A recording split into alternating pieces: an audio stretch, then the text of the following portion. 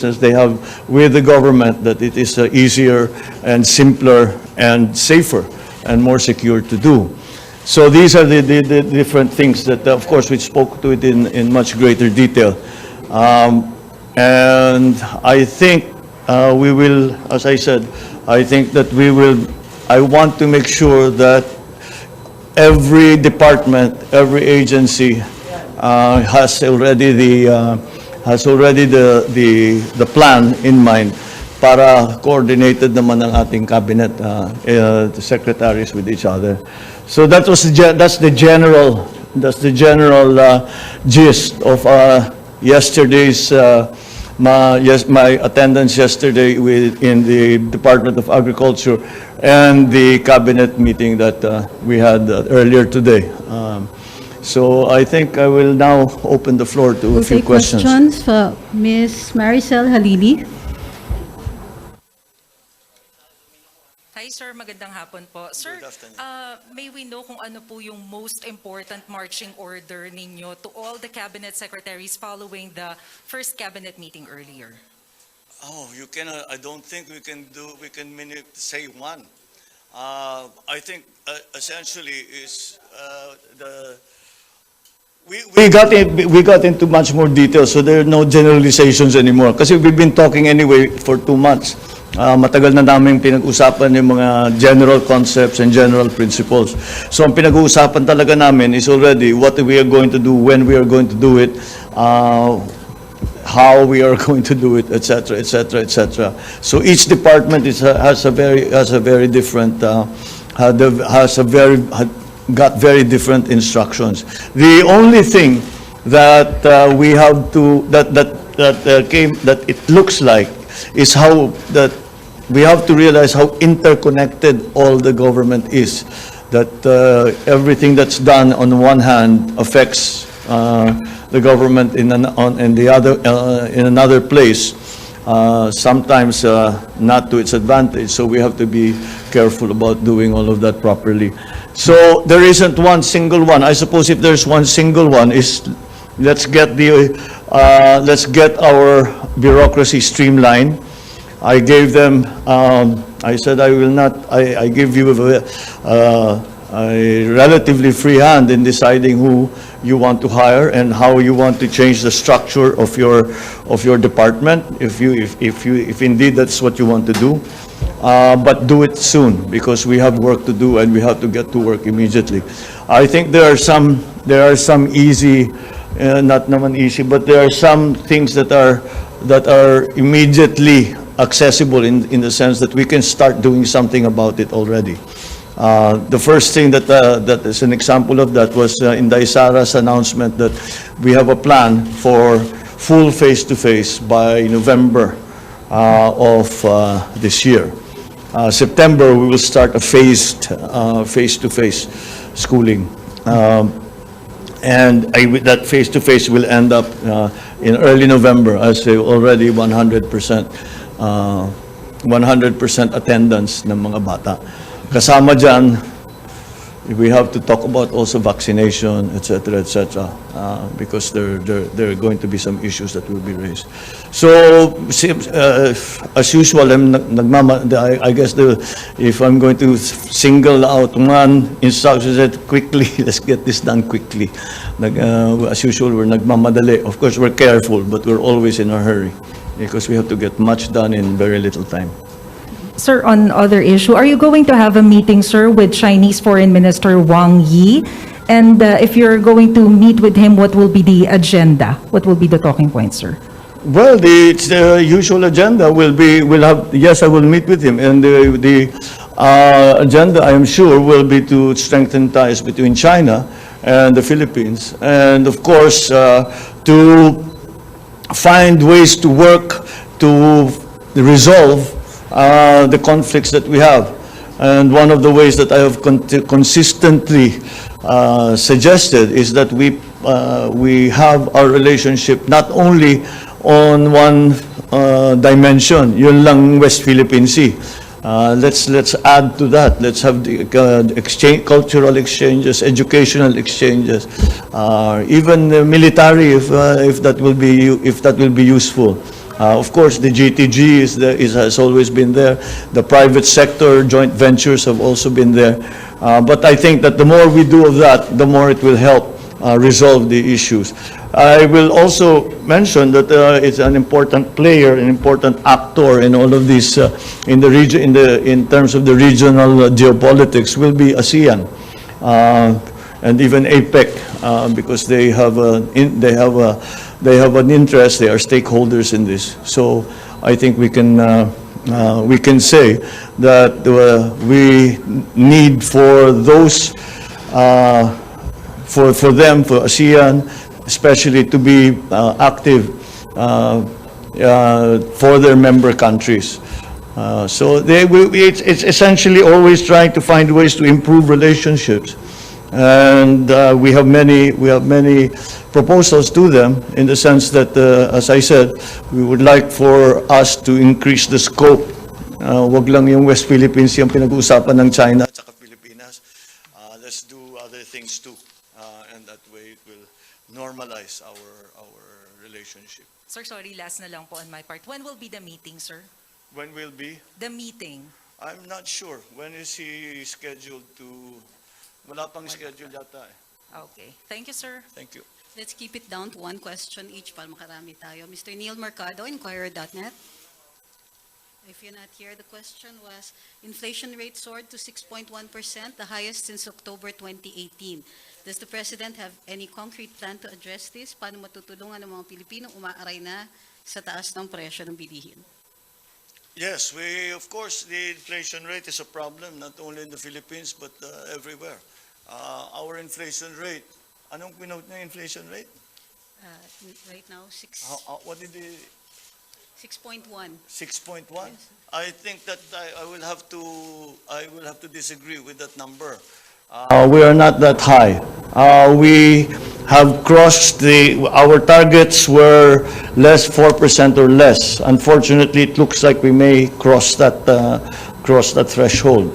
Tatawid tayo sa 4%. That's why, again, we have to think about interest rate levels. But there is a conflicting force in that exchange rate levels. The United States, the dollar, has gained in all against all currencies. So the dollar has gained against all currencies. The specific effect is that it actually will start to be part of it will be part of the components of the inflation. So we are having to be careful because essentially our economic policy right now, our monetary policy right now is essentially to use interest rates to control the inflation rate. We are not looking specifically to the exchange rates now. What we are talking about, what we are targeting is the inflation rate. So that's what we are doing. The increase in commodity prices are again something that happens. That the forces that have pushed the commodity prices up are again beyond our control. Much of our inflation is actually imported inflation. It is imported because it is the inflation on the products that have suffered inflation that we import. So sumama na yung inflation nila doon sa atin. So we have to when we analyze, we have to make those categorical differences so that to better understand really what the situation is. Ivan Mayrina, GMA7. One question, please. Mr. President, what support can the transport sector expect from the administration? Do we expect more or continued fuel subsidy? At gayon din po sa mga pasahero, what can they expect? Patuloy pa rin po ba yung libreng sakay? At i-expand po ba ito? Thank you. Okay, good. I'm glad you asked. We just discussed that we are going to try not only to continue the fuel subsidies for the transport sector, but to expand it to include the tricycles. which up to now have not been included. And so we talked about in the cabinet meeting, we talked about the funding, where it can come from, and how we are going to manage how we are going to manage the funding for the additional fuel subsidies. We have enough budget, I think, to last for most of this, no, for this year and a little bit beyond. But we still have to find that, we have to find that money if we're going to continue. The libreng sakay, what we have done is we will continue the libreng sakay, but we are going to stop the libreng sakay in MRT 3. We will transfer the libreng sakay to students. Sorry, I think I'm doing this wrong. Libreng sakay continues as is.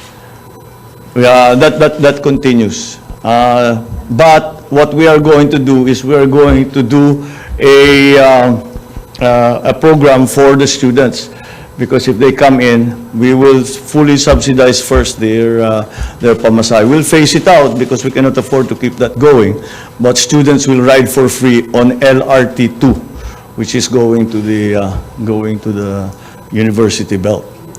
So yes, so that's what we extended the fuel subsidy, and we moved the subsidy, or the subsidy for riders to the LRT to assist our students who are coming back in September.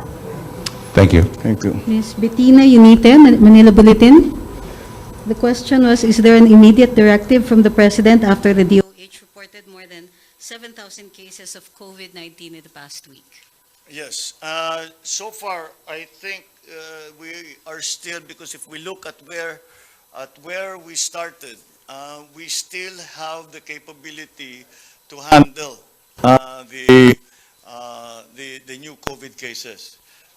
Luckily, when we should not look at the number of COVID cases in the same way as we looked at them in 2020 and 2021, because this is Corona, this is Omicron.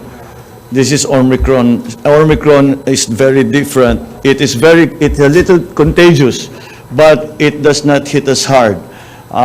In fact, the general experience has been people are down maybe for 2, maybe 3 days, and that's like flu.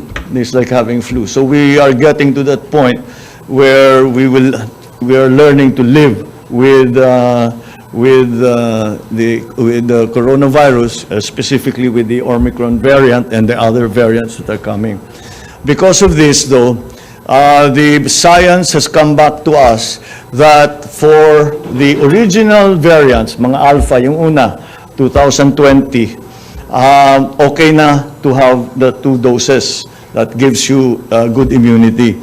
But with Omicron, you apparently need a third dose, which is a booster dose.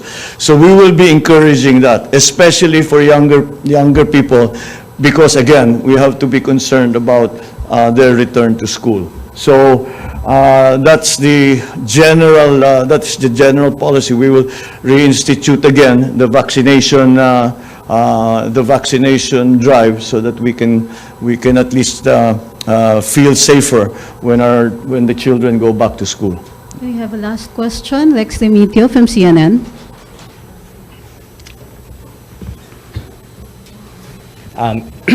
Mr. President, magandang hapon. Good afternoon. Okay, let's go to agri, no?